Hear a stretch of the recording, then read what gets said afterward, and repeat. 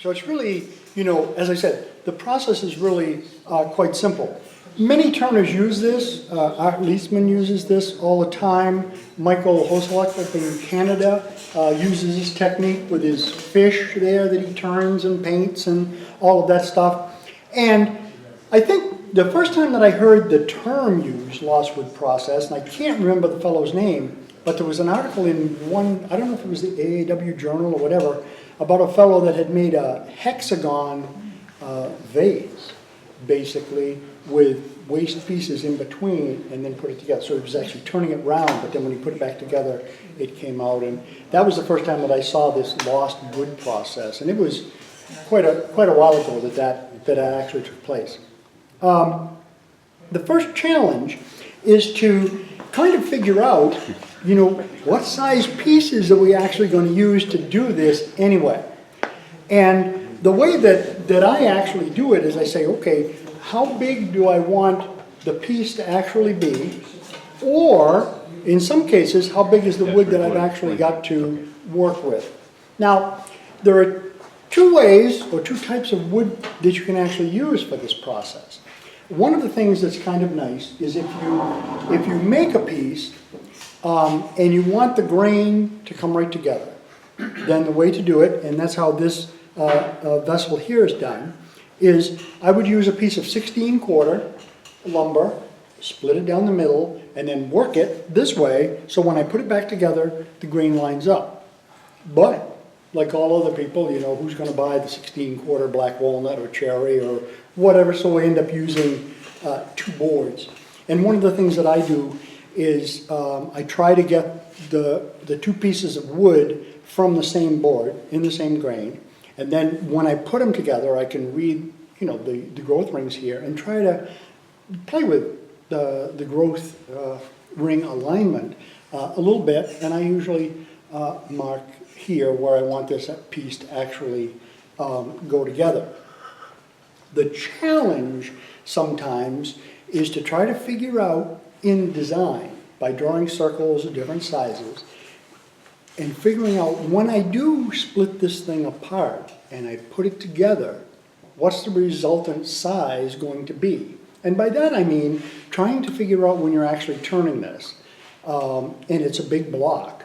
When I do cut it apart, what size is this opening here going to be? You know, we're limited, you know, by the size of the piece of wood we have and other things about the overall size of the vessel. But what are the openings going to be? Just like that, when we make something, this is what I'm going to do today. I'm going to make one of these little goblets. It's a nice example of how we can manipulate this and play with it and everything else. But when we actually turn it, and it's looking like this with the waste wood in the middle, in this case, not only is it the cup size that we want to be concerned about, but we want to be concerned about, obviously, the stem. Now, the stem of this thing, when we actually get it turned and put it back together, is going to look something like that. Then we're going to mount this back on the lathe, and we're going to go from oval back to the round where we started. And so, you know, for me, the way to do it is to do a couple drawings of the end grain here. What's our maximum size of the cup that we can get out of the block that we're using? I'm using just 1-inch pieces here. So hopefully this is going to be about 3 inches rather. And this is going to be about 3 inches. And so in my turning, I know that if I usually allow about a 1/2 inch for my stem when I get it turned out.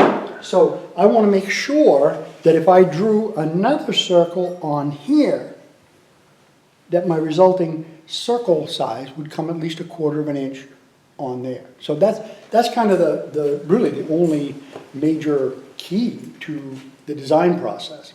Other than that, it's go for it. In some of the projects that you turn, you find that size variation goes crazy. Use my little fish here as an example. This is the waste block that came out of that fish. So my waste block is way bigger than the actual thin pieces of wood that we actually use here. And the other thing is, you can play with, the goblet has openings or whatever. One of my favorite little things I did just on a whim, I said, well, what happens if we don't leave a hole? In other words, when I get done, I want just waste wood in the middle. Hence, I've got these little hollow things here. Gives my granddaughter something to do, but they're just kind of crazy little things that to me, it was just demonstrating a process that I was actually going through. And as I said earlier over there, you know, for me, it's just a challenge to see if I can sort of get something done here. Okay, so to get started then, you know, here, having done the design work and stuff, I know that this is my block. I'm going to cover some stuff which is probably basic to you, but I'm going to say it anyway. And first and foremost about gluing up, a long time ago I learned the difference between smooth and flat. And if you've done glue ups, you know that smooth is cool, but flat is what you need. And my favorite tool for this whole process here is sandpaper, just glued with that 3M77 adhesive to, in this case, a piece of Baltic birch plywood. But at home, I have a cast iron table saw wing that's nice and flat. Actually, I had it ground. I took it in the machine shop down there and had to grind that rascal flat. But I just use that adhesive and I can just peel that right off of there to make it flat. Like anything else, when we glue these together, we want to make sure that they're absolutely flat. And, you know, I like to impress my students by saying if you just rub those together, if they're absolutely flat, it's just like they're magnetic. They just kind of cling. You can hear them. They snap kind of together when you do that. Sort of getting back to that slimy area there, I know when I go to glue these up that they're going to move around a little bit. So the other thing that I do, I've been doing it forever, is that when I get a glue up like this, I drill a couple holes and I use just 1/4 inch carriage bolts for alignment purposes. I used to use metal rods or little pieces of dowel, and then I guess I've kind of evolved now to the point where I take a couple of carriage bolts, stick them in these joints, and it not only aligns them, but it also acts as a clamp. And my glue up process is such that, where's the one that's got the, I use the 2 bolts here, but I also use a clamp over here on 2 sides. Somebody said, why don't you use 4 bolts? I said, well, I guess I could. You know, it would do the same basic thing. We're going to use a paper joint. I've experimented with all sorts of different kinds of paper, and I keep just coming back to newspaper. For me, it works the best. One of the major problems, though, that we have in this type of work with a paper joint is that the paper joint, the surface area, as you work this down, particularly with the vases and so forth, the amount of paper joint that you get gets smaller and smaller and smaller. So these things love to fly apart on you when you get working down. So our tool for that is going to be the filament packing tape. And just as soon as we get this thing started, we'll be putting some filament tape on that thing to give it a little bit more holding power there as we get going. Okay, so I actually don't even think I have to spend the time to go through the glue up process. You just want to, you know, people say, well, can you put too much glue on? Will it soak through the paper? You know, in my experience of doing this, and I've turned tons of these things, I've not found that to be the case. I think that when you clamp them up, you squeeze the glue out, so it's not as if you've got a puddle of glue in this thing anyway. So I haven't had any trouble with that. You know, when I break these things apart, I still find that when it breaks apart, half of the newspaper with the print is on that side and half is on that side. We're splitting that paper right down the middle, and it hasn't been an issue.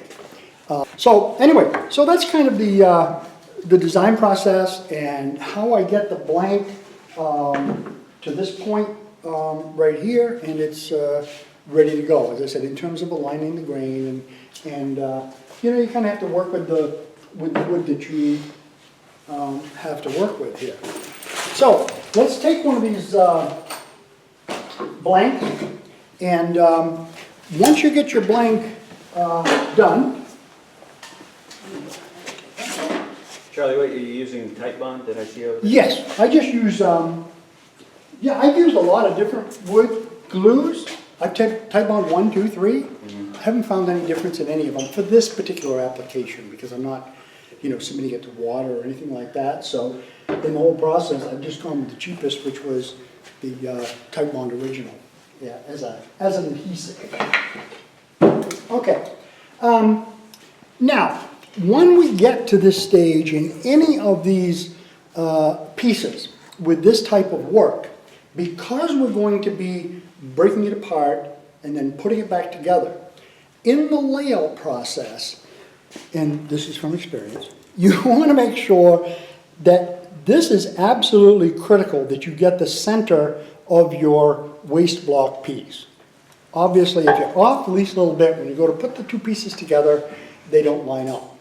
And that means a lot of sanding or whatever. Usually the type of thing that you probably don't want to do. So you can be off in this direction. Not that I would recommend that you want to be anyway, but you really want to make sure that you're right dead nuts on in terms of the side to side there, thickness wise.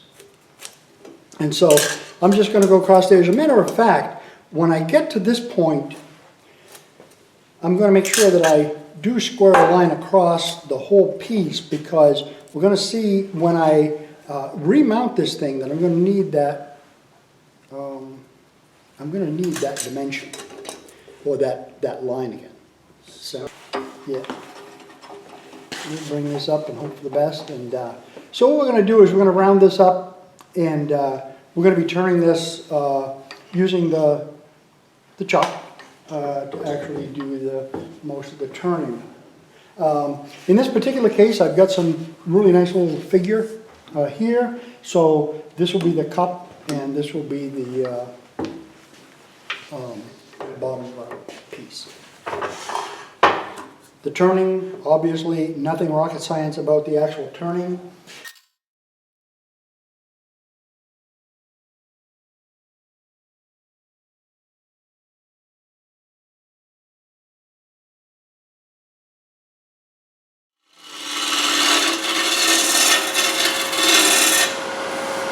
Well, that's pretty good.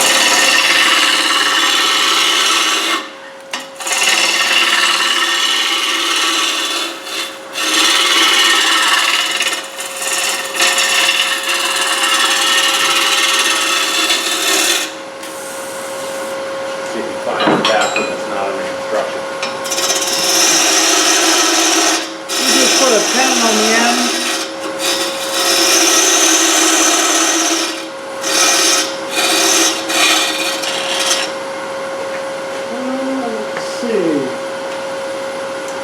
Trying to spread out. I don't know what I did with my here they are, calipers. I actually brought a chuck. I think everybody has their own favorite chucks. I really like the Vicmac chucks. I like the dovetail jaws better than the straight serrated jaws on the one-way. I mean, I have a couple of one-way chucks, but I really like putting a dovetail, and I could get the dovetail jaws for the one-way chuck.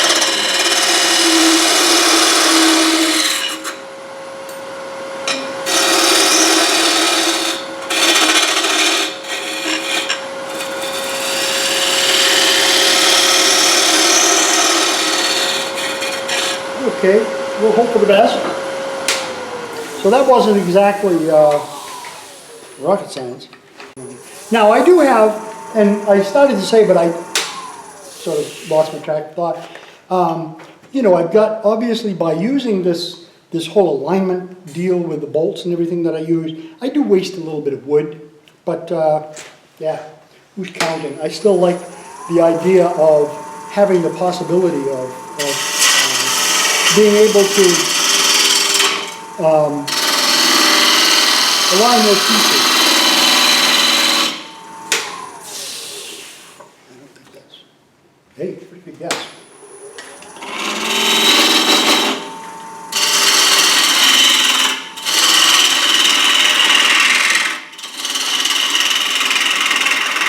So this is all just waste here. And I'm just going to take that down to the waste wood. And I'll show you in a second why I'm actually going to do it that way.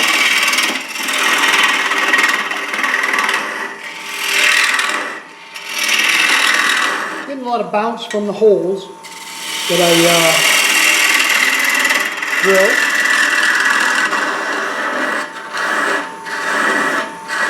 I'm going to put that down. I'm going to just face that off. This is going to be the rim of my the bowl of my goblet. So I just want to at least go in there the first 3/8 of an inch or so and just make sure that that's really nice and clean as a cut. After that, I don't care because I'm going to hold it out. Okay. Now, just a little layout. There's no sense in reinventing the wheel, so just from my proportions and stuff, I'll use this. I'll put a mark on there and there and there. You know, these. I'm not trying to make a sap, so I don't have to worry about being too exact. We'll just put a couple of lines on here to illustrate where we're going to be, and the next step in the process, obviously, will be to kind of shape the cup here. We're going to do this like I learned 100 years ago when Dale Nish wrote his first book. He had a thing in there about how to turn a goblet. And, you know, where you turn the top and just work your way down. Don't be getting into this stem stuff here. Cup, if you will.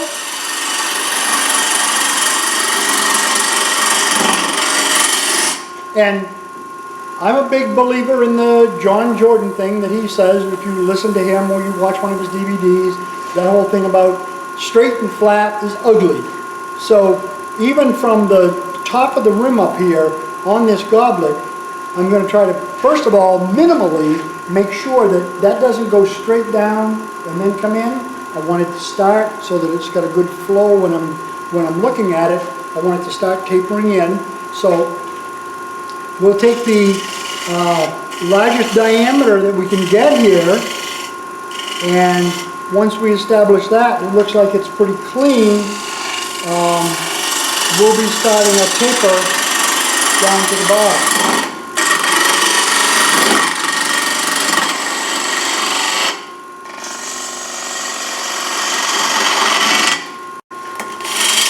And as I said, you know, we could be very specific about where we're going with this, but we don't need to.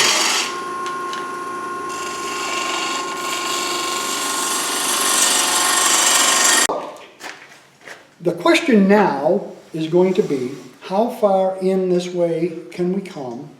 And specifically, dealing with how big we've got to leave this center section here.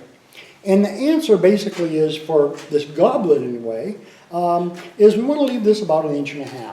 As I said, my waste block piece is 1 inch thick, and I want to leave at least 1/4, maybe even 5/16 or something like that. But so I'm going to make this about 1.5 inches. And you know, in doing the first one of these, that was the one thing that kind of really threw me for a loop, because it just didn't look right. It was hard for me, or anybody I guess, to visualize that if I turn it this big, it's going to end up with a 3/8 stem when I get it done. So I'm not going to guess at that. I'm going to set my calipers for that and see if I can establish that size, and we can get this down there. And I want to be right about right there.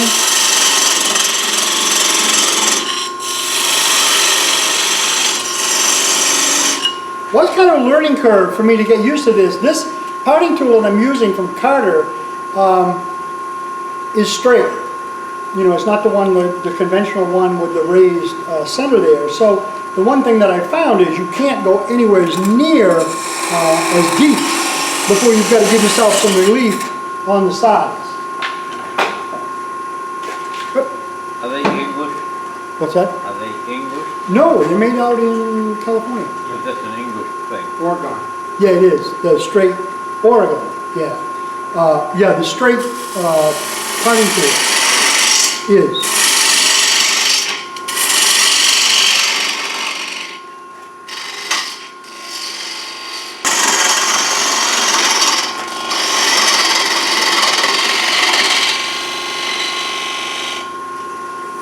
Okay, I'm putting in for a raise. That looks pretty good. I'm just going to touch that up. Actually, if I were doing this, I would take the time right now to totally sand this right down as far as I want it to go. And for me, that would be 400. I know some people sand to 2,000, 2,500, 5,000, 6,000 grit. For finishes, most of the finish that I use on the raw wood, I only sand 400. I'm into 400, but I like, I use a lot of Formby's tongue oil finish as a finish on my pieces. All of these pieces I think have that on there. And my application process is to sand it right down to 400. Then I really saturate that first coat of oil right on there, and I use 600 wet and dry paper and sand it all in. And it puts a slurry in there, fills all the little, particularly in walnut, cherry, and some of those woods, fills the pores right up kind of nicely. Yeah, that's close enough. Let me just touch it with some 180 here. But basically, you know, as I said, I would, because I hate sanding, so I wouldn't want to sand that much more than that. Okay. Now, there are some definite advantages to turning something using this process that make it actually easier for you. Number one, if I wanted to, I want to obviously turn this goblet so that the walls are consistent down through there. So I could use my human calipers to actually figure out where I am.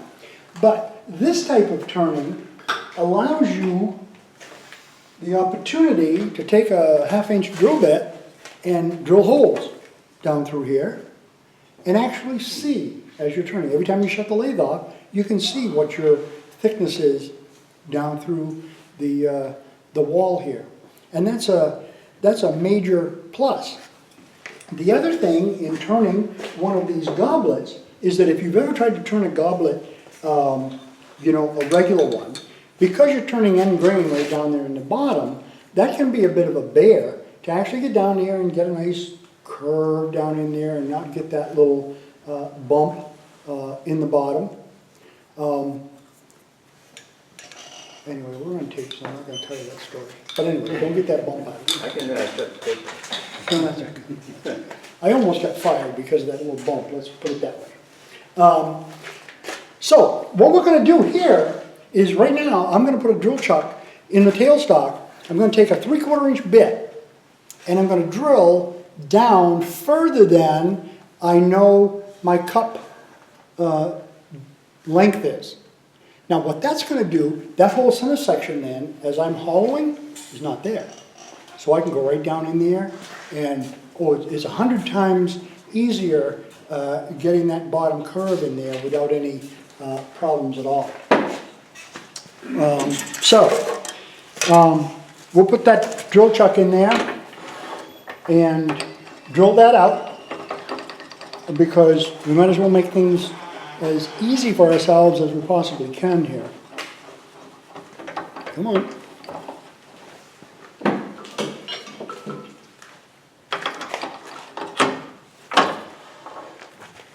Forstner bits, little thing. I bought these on a whim. I'll pass this around afterwards. These have little carbide, how many are there? Just the 2, I guess. These things, they stay so sharp, they're so accurate the way that they cut.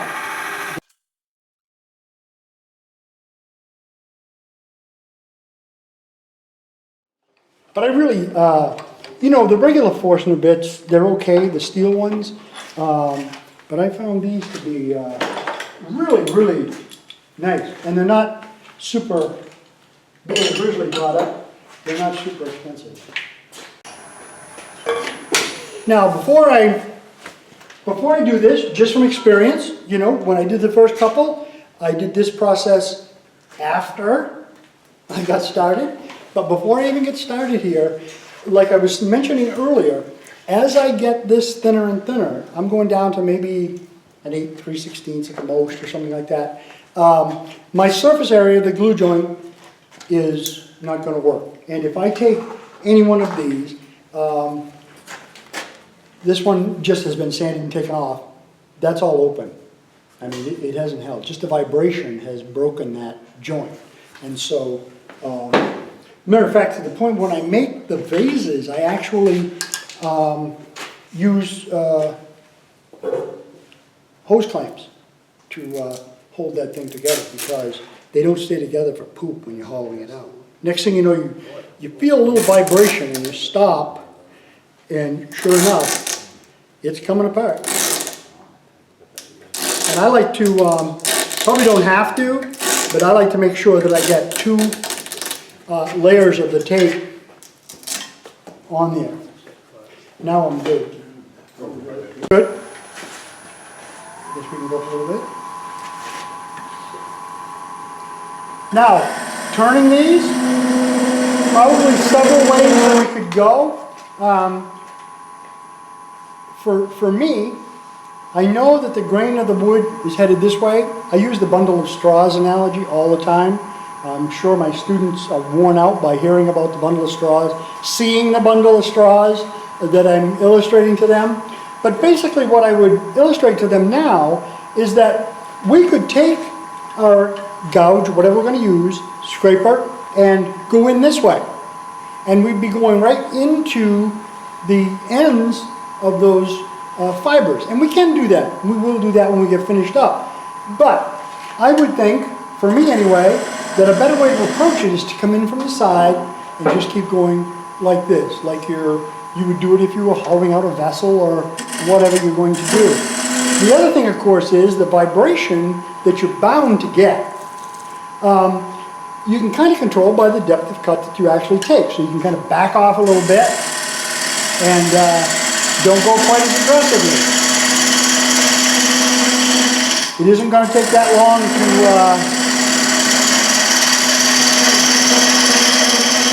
haul this out anyway. I mean, it's not as if we've got a great big vessel that we've got to haul out.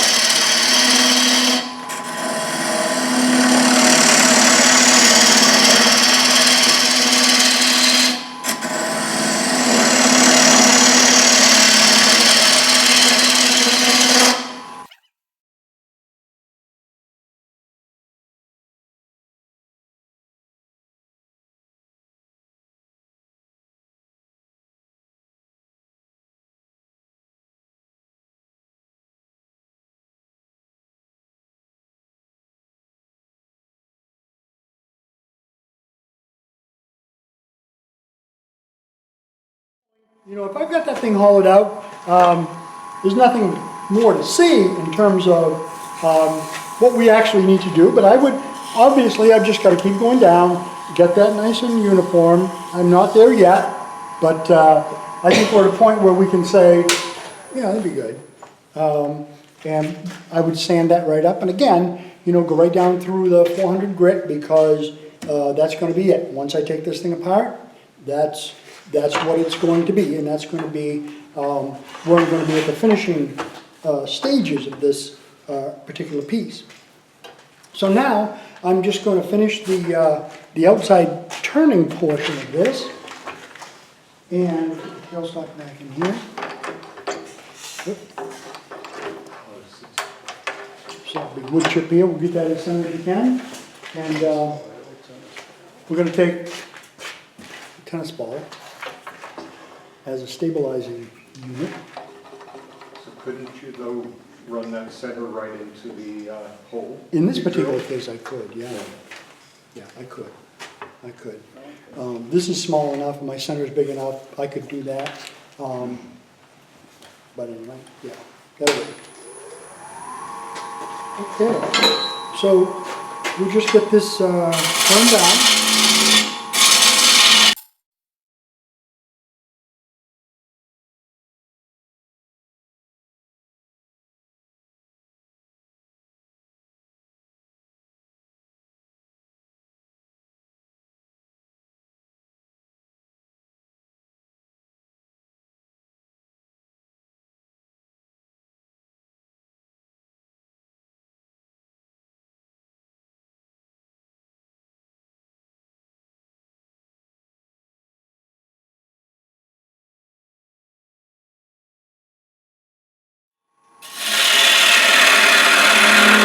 At this point too, just like if I were turning a bowl, I'm going to undercut my base here at the same time. So that when I put this thing together, you know, I've got that undercut foot. So one of the things that I'll be doing here is just making sure that I do undercut that.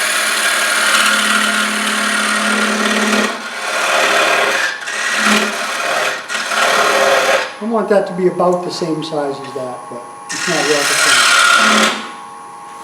So, at this point, I would sand up the base because the foot here, or base, is the same as this. That's going to be finished.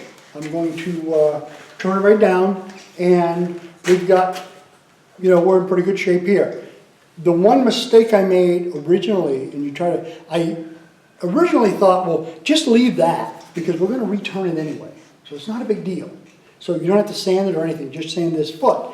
What I found out is what's going to happen in the end is that at some point we've got to make some kind of a transition between the oval and the round.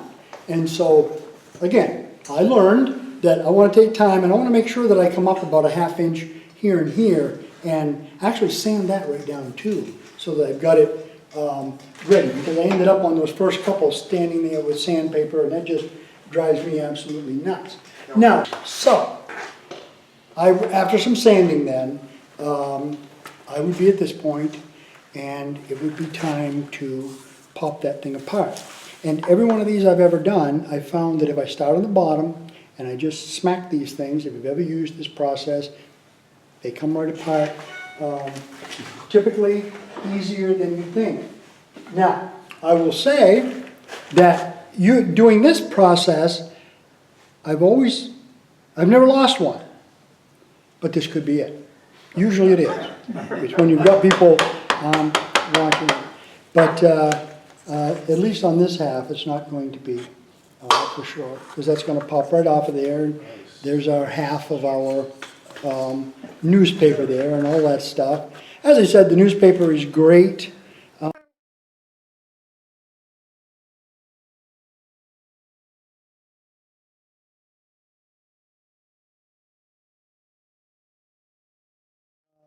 You really need to do this part of it, you know, the tape, to get that baby held on there. I like the tennis ball.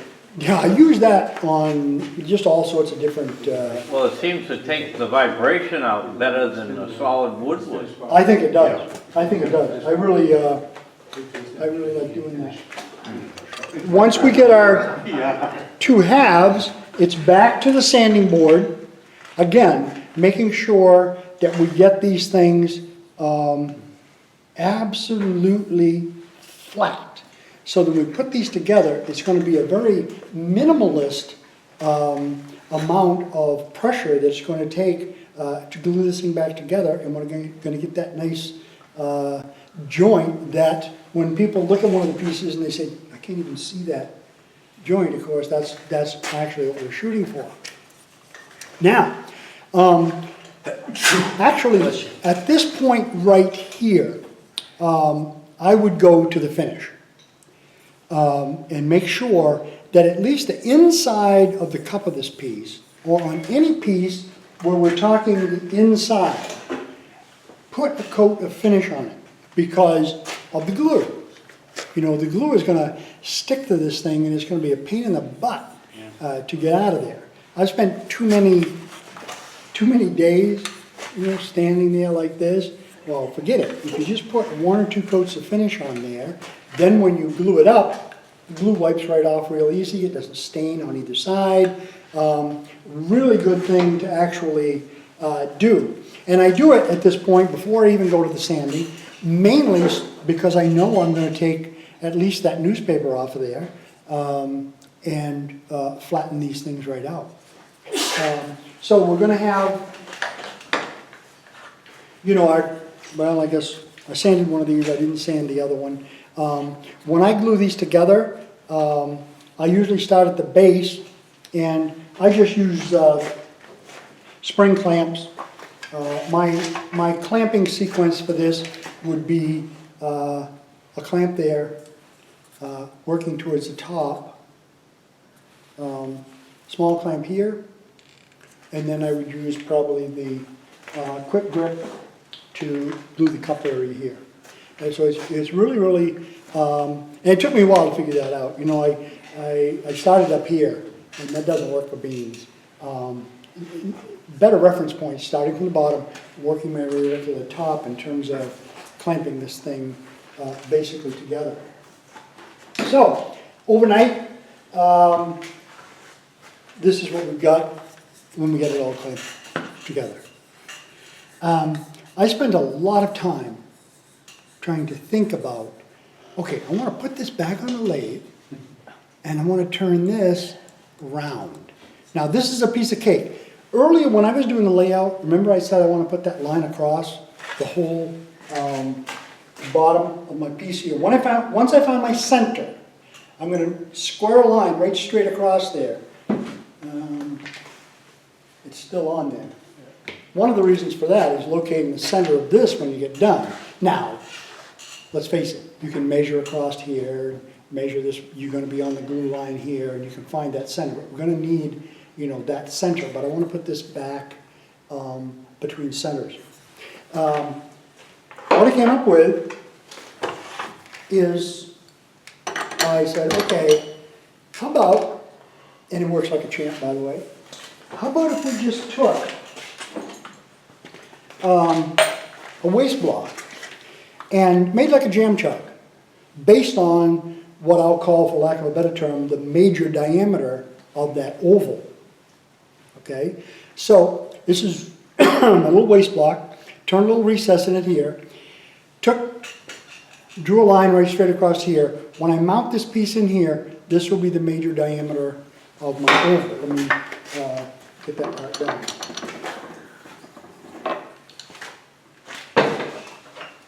So, I'm going to put this on here.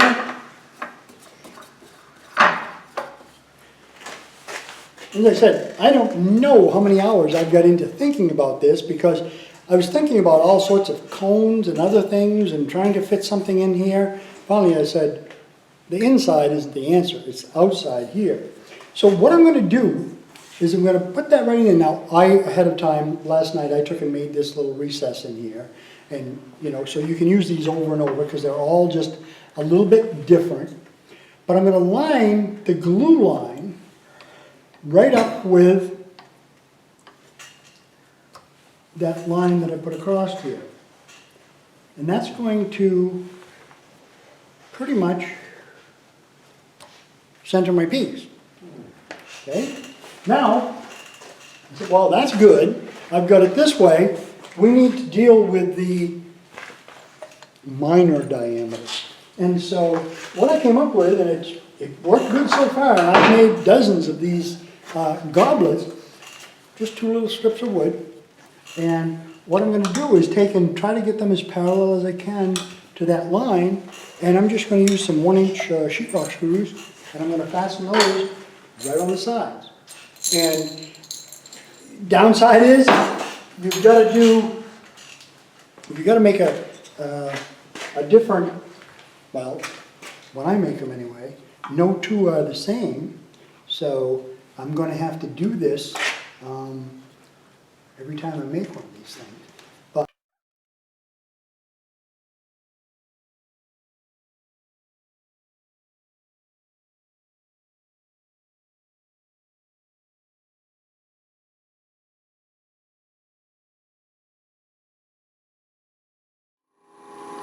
we're good. And you can see, if you've done any of this, you know, the stuff that's off-center, you know, it's easy to see what you've got to work with. And you can see here, I probably got close to 5/8 of an inch of stock to work with here. I've got the shadows of the major diameter here, so I know where to bring that gouge in to actually, what we're going to do here is go right in there, bring this back to around.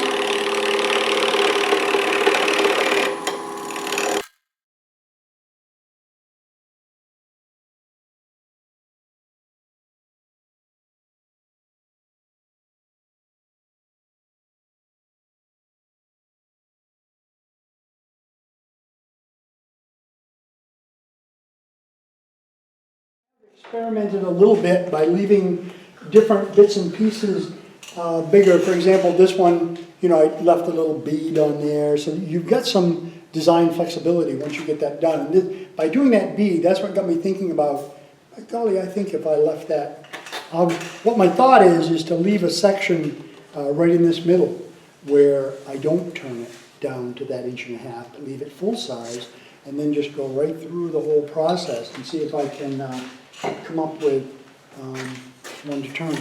I've got a little bit more fidgeting down in there, but basically that's the process. And I certainly would come back here, turn this down, and as a matter of fact, we probably can get that right down to like within 3/16 of an inch or something, so that we just have to snap that little nibbin off of there, and it'll be very, very little sanding when we actually got done. And so that's the goblet. But let me talk just a second about, you know, some of these others here. I mentioned the seeds. This is the core or the waste block that comes out of one of these seeds. And the difference here was when this came in, obviously, I just came right in so that I just had waste wood left. Kind of where we were at the very beginning of that goblet when I had that sort of stem sticking out of there. But these are hollow to any extent that you want to go. And as I can't emphasize enough how easy it is because we've got this waste wood. Probably one of the more nail-biting pieces was trying to get an oval covered container. Because what I talked about before about making sure that you're in the center when you actually remount this thing. You lost jump out there. Whoop. And then fish. I just was hell-bent that I was going to actually make this thing. Absolutely useless. Yeah. Somebody said, what are you going to use that for? I said, this is one of those pieces that's absolutely useless. It's good for nothing. You know, to me, again, you know, I've said it about 15 times, but what I like is the problem solving, the challenge, whatever you want to call it. And I have to credit my wife with this upper fin right here, because I had a piece of, I don't know what this is, a little less than 1/8 of an inch of black walnut. I know strength-wise I want the grain to be going up and down, but when I cut it out on the scroll saw, I had 2 little tabs sticking down, and I was thinking that I was going to have to drill some holes and set that thing down in there. We're sitting at the dinner table, my wife says, well, why don't you just set that right inside there? And I said, well, I guess you got an idea. So I just took the router table and went halfway on each piece, and this goes way the heck down inside there in a router slot. You know, so I said, well, I'll have to give you some credit for that. But, so that's the process. Thank you very much for having me up.